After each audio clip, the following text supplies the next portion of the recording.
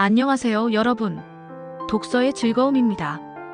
혹시 여러분, 지금 우리가 먹는 밥, 타고 다니는 차, 사용하는 스마트폰이 어떻게 만들어지는지 생각해 본 적 있으신가요? 이 모든 것의 중심에는 바로 원자재가 있습니다. 석유, 금속, 곡물이들은 단순한 자원이 아니라 세계 경제의 심장이자 강대국들의 전쟁터입니다. 2022년 러시아 우크라이나 전쟁으로 기름값이 폭등하고 식량 가격이 치솟았던 기억 다들 있으시죠? 그런데 이게 단순한 가격 문제일까요? 아니요. 이건 지정학적 패권과 국가의 생존이 걸린 거대한 게임입니다. 특히 한국처럼 원자재를 대부분 수입에 의존하는 나라는 이 전쟁터에서 어떻게 살아남아야 할까요? 오늘 영상에서는 국제 원자재 시장에 숨겨진 이야기를 파헤쳐보고 한국이 직면한 기회와 위기를 함께 알아보겠습니다. 자, 그럼 지금부터 이 흥미진진한 여정을 시작해볼까요? 끝까지 함께 해주세요. 1. 원자재 시장. 글로벌 경제의 핵심. 먼저, 원자재 시장이 뭔지부터 짚어볼게요.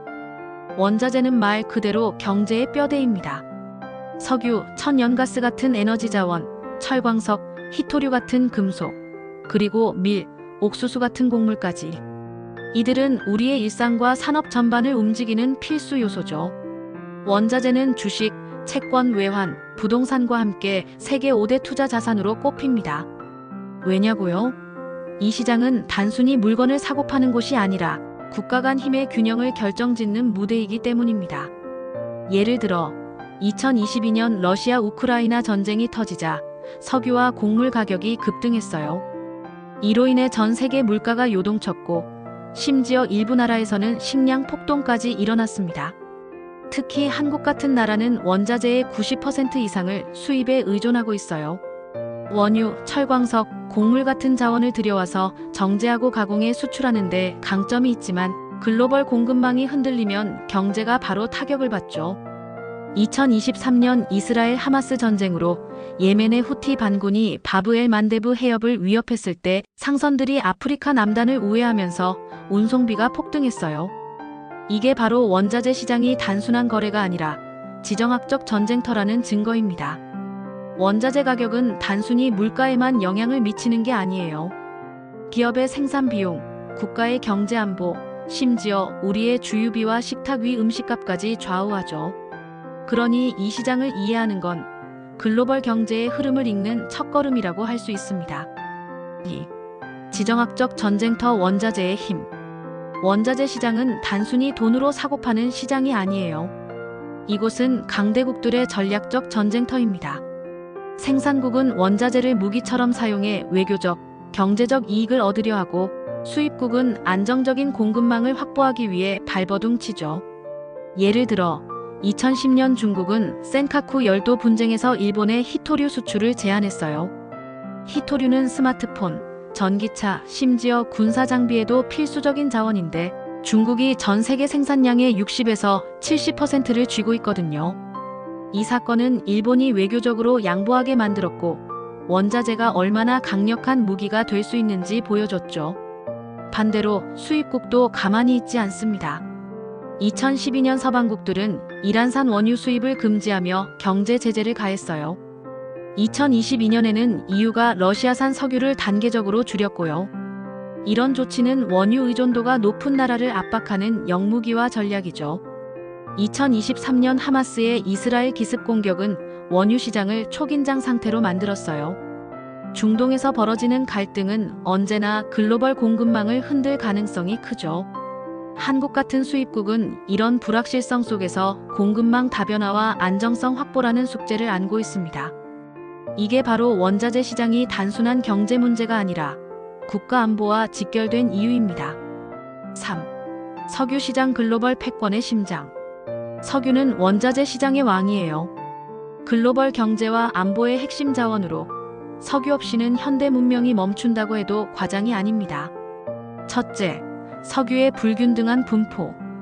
2021년 기준 전 세계 원유 매장량은 약 1.7조 배럴인데 이 중 49.8%가 중동, 20%가 중남미에 몰려 있어요. 사우디아라비아 같은 중동 산유국은 생산비가 배럴당 3달러에서 5달러로 엄청 저렴해요. 반면 미국이나 캐나다 같은 나라는 30달러 이상이 들죠. 이 차이가 중동의 시장 지배력을 강화하는 비결입니다. 2023년 중동은 하루 2,330만 배럴을 수출하며 세계 원유 수출의 34%를 차지했어요. 특히 아시아, 그 중에서도 중국과 한국이 주요 고객이죠. 오펙과 러시아, 멕시코로 구성된 오펙 국가들은 생산량을 조절해 국제 유가를 통제합니다. 2016년과 2023년에는 감산을 통해 공급을 줄이며 유가를 띄웠죠. 이건 단순한 경제적 결정이 아니라 정치적 영향력을 극대화하려는 전략이에요. 둘째, 미국의 셰일 혁명. 2010년대부터 미국은 셰일 오일로 판도를 뒤바꿨습니다. 2016년에는 40년간 이어진 원유 수출 금지를 풀었고 2023년에는 세계 4위 수출국으로 떠올랐어요. 셰일 오일은 품질이 좋아서 정제하기도 쉬운 데다 2023년 8월 하루 1,300만 배럴을 생산하며 미국을 세계 1위 산유국으로 만들었죠. 중동은 이에 맞서 2014년, 2018년, 2020년에 유가 전쟁을 벌였어요. 저유가를 유도해 셰일 업체들을 망하게 하려 했지만 미국은 기술 혁신과 구조 조정으로 살아남았습니다. 2024년 1월부터 9월까지 미국은 한국에 하루 50만 배럴을 수출하는 등 중동의 아시아 시장을 잠식했어요. 이로 인해 사우디아라비아와의 동맹에도 긴장이 생겼죠. 셋째, 한국과 아시아의 위치. 아시아는 세계 석유 수요의 중심지입니다. 2024년 기준 세계 수요의 37%를 차지하며 한국은 원유의 72%를 중동에서 들여옵니다. 하지만 정제 능력은 세계 5위 하루 336만 배럴, 석유 제품 수출은 세계 6위 2022년 614억 달러로 강점이 뚜렷하죠. 문제는 호르무즈 해협 같은 주요 수송로의 안정성입니다.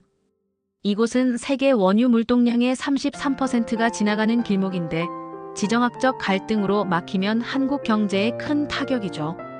그래서 미국산 원유 수입을 늘리며 공급망 다변화를 시도하고 있지만 아직 갈 길이 멀어요. 4. 광물금속 시장 미래 산업의 열쇠. 광물과 금속은 미래 산업의 기반입니다. 특히 전기차, 2차 전지, 재생에너지 산업에서 필수적이죠. 철광석은 매장량과 품질 면에서 풍부하지만 구리, 니켈, 리튬 같은 비철금속은 채굴 비용이 높고 공급이 제한적이에요. 첫째, 중국의 패권. 중국은 비철금속 시장의 절대 강자입니다. 세계 수요의 50% 이상을 점유하며 히토류 생산량의 60에서 70%를 장악하고 있어요. 2010년 일본의 히토류 수출을 제한하며 외교적 승리를 거둔 사례는 이 자원의 힘을 보여줍니다. 중국은 철광석의 70%를 호주, 18에서 19%를 브라질에서 수입하지만 2021년 호주산 석탄 수입을 금지하면서도 철광석은 호주에서 수입을 하고 있어요. 그만큼 호주의 자원 파워가 크다는 거죠. 둘째, 러시아와 칠레의 강점. 러시아는 니켈, 구리, 백금족 원소에서 강세를 보입니다. 2022년 러시아 우크라이나 전쟁으로 팔라듐 가격이 온스당 3,400달러까지 치솟았어요. 칠레는 구리와 리튬 생산 1위로 광업이 GDP의 10에서 17%를 차지하죠. 하지만 중국의 수요 감소로 구리 산업이 흔들리고 있어요. 셋째, 아프리카의 잠재력. 아프리카는 희귀금속의 보고입니다. 콩고는 코발트 1위, 남아공은 망간과 크롬에서 강세죠. 하지만 탐사 비용과 시간이 문제라 아직 잠재력이 충분히 발휘되지 않고 있어요. 중국은 아프리카에 투자와 원조를 쏟아붓고 일본도 2022년에 300억 달러를 약속했어요. 하지만 중국의 인프라 투자로 아프리카 국가들이 부채에 시달리며 신식민지론 논란이 커지고 있죠. 5. 곡물시장 식량 안보의 전쟁터. 곡물은 단순한 식량이 아니라 국가 안보의 핵심입니다. 밀, 옥수수, 대두, 쌀이 4대 곡물로 특히 밀과 대두는 국제교역의 중심이에요. 첫째, 수출국의 독점. 밀 수출의 80%는 미국, 러시아, 우크라이나, 캐나다, 호주, EU가 장악하고 있어요. 러시아는 2023년과 2024년 소맥 수출 1위로 5,350만 톤을 기록했죠. 브라질은 대두와 옥수수에서 세계 최강입니다. 둘째, 식량 무기화. 2008년 러시아가 소맥 수출 관세를 40%로 올리고 인도와 베트남이 쌀 수출을 제한하자 아프리카와 중앙아시아에서 식량 폭동이 일어났어요. 2022년 러시아 우크라이나 전쟁으로 해바라기 씨유 가격이 50% 급등하며 글로벌 식용유 시장이 흔들렸죠. 셋째, GMO와 농업 혁신. GMO는 논란이 있지만 생산성을 높여 기아 문제를 줄였어요. 한국은 수입 옥수수와 대두의 80에서 90%가 GMO로 과당이나 간장으로 가공돼 식탁에 오릅니다. 스마트 농업 AI, 빅데이터 덕분에 2021년 수확량은 1948년보다 3배 이상 늘었어요. 6. 환경과 자원의 균형 지속 가능성의 과제.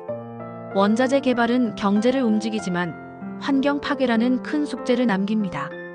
예를 들어 파뮤는 인도네시아와 말레이시아에서 83%를 생산하는데 산림 파괴와 수자원 오염 논란이 끊이지 않죠. 아마존 우림은 1970년 대비 20% 이상 줄었고 브라질의 소고기 수출 증가가 주요 원인 중 하나입니다. 기후변화도 큰 도전이에요.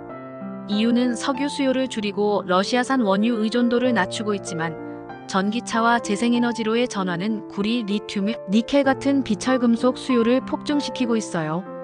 러시아의 비료 수출이 2021년 세계 1위 통제는 농산물 가격을 올리며 식량 안보를 위협했죠. 한국은 원유, 철광석, 곡물의 높은 수입 의존도를 줄이기 위해 공급망, 다변화와 스마트 농업 도입이 필수입니다.